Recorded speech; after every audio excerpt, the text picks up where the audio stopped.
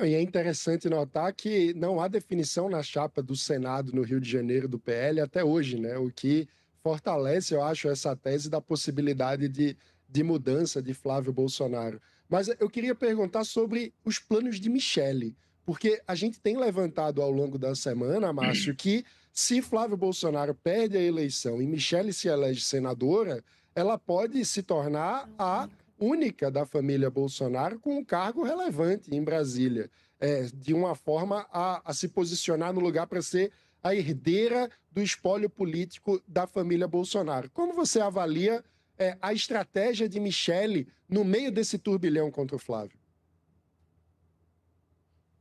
Olha, mano, eu acho que Michele é o nome que vem fazendo os movimentos políticos mais inteligentes, mais acertados, e acredito que ela está sendo muito bem orientada, ou se não, ela tem um faro político admirável, porque ela não tem mandato, nunca teve mandato, mas consegue se mover com muita inteligência nos mares da política tão turbulentos como nós estamos vivendo.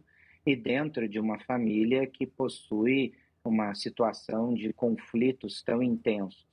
Ao se colocar fora do PL Mulher, ao criar um movimento, ao se afastar de Flávio Bolsonaro, ela se coloca sim como uma alternativa política à candidatura presidencial. Mas ela também pode garantir aí um lugar no Senado. E o que você colocou pode acabar sendo muito possível. Se Flávio mantém sua candidatura e perde, e Michele é eleita, e o outro filho de Bolsonaro, Carlos, não se elege em Santa Catarina, o que é uma possibilidade real, ela se torna a única Bolsonaro com mandato e passa a ser a herdeira política clara do clã. É claro que isso vai depender de como ela vai ainda se posicionar mais adiante, mas me parece que ela tem um faro e uma habilidade política maior do que o dos seus enteados e está conseguindo desenhar um caminho aonde, jogando com muita inteligência, talvez é, ela cabe num lugar de destaque de uma forma inusitada, onde que as pessoas não percebam, mas ela está realmente jogando o jogo muito bem nos bastidores e pode ser que acabe tudo caindo no colo dela, seja a presidência, seja a liderança da família, sendo ela a única Bolsonaro com cargo eletivo aí pelos próximos 4 ou 8 anos. Márcio e a Michelle, ela tem ali uma questão que Flávio Bolsonaro não tem, né? Que é o desgaste da sua figura. Porque a gente vê ali o nome de Flávio Bolsonaro diversas vezes, pelo menos aí há uns 4 meses, aparecendo quase que diariamente nos jornais, e isso pode contribuir de fato, né, para aquele bolsonarista, aquela pessoa que ainda está indecisa, né, que é de direita, que vota em Flávio, mas que se puder pode votar também em Lula. Eu acho que ela pode ser uma peça importante, né, nessas. O Felipe da Quest, ele até chama de eleitores calcificados, né?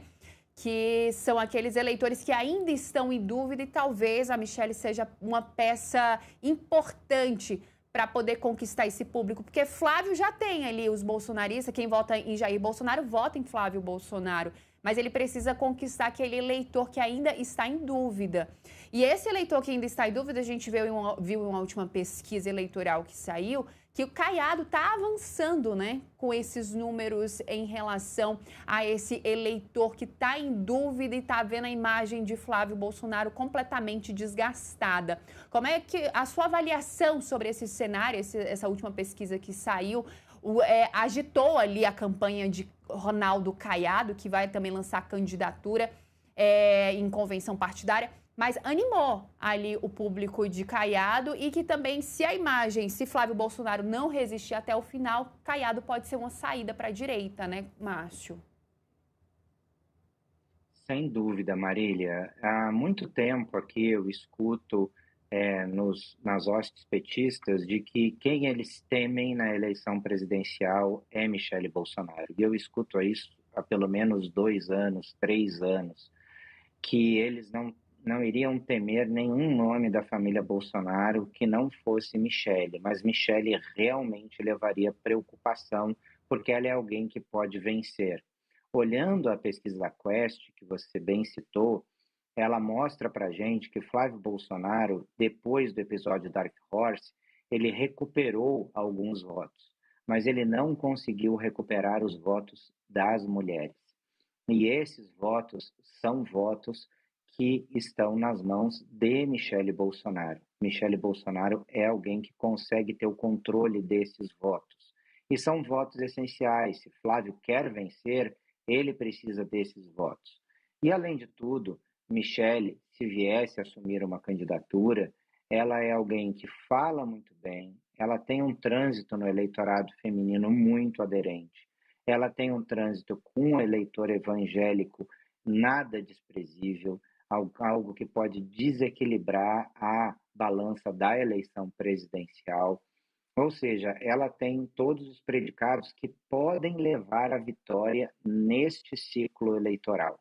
Ela é ainda, para mim, o grande nome dentro desse baralho do jogo presidencial.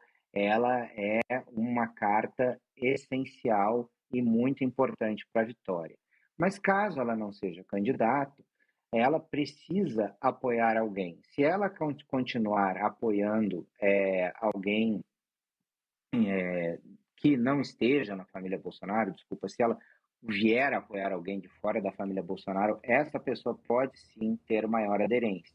E esse nome pode ser Zema, pode ser Caiado, pode ser Renan Santos. A gente não vê ainda qual dos três desponta. A gente vê o Caiado subindo às vezes, o Zema parece ter atingido um teto, até porque ele está num partido muito bolsonarista, né? O Novo tem uma ligação umbilical com o bolsonarismo. Ele corria o risco, depois de começar a atacar o Bolsonaro, o Flávio Bolsonaro, depois da questão do Dark Horse, de até perder a indicação do partido para a presidência da República, perder em convenção, não ter apoio suficiente para isso. Então, Caiado naturalmente acaba se tornando alguém que, com os votos ali da centro-direita, pode vir a despontar. Se ele conseguir o apoio de Michele Bolsonaro, aí sim ele conseguiria despontar.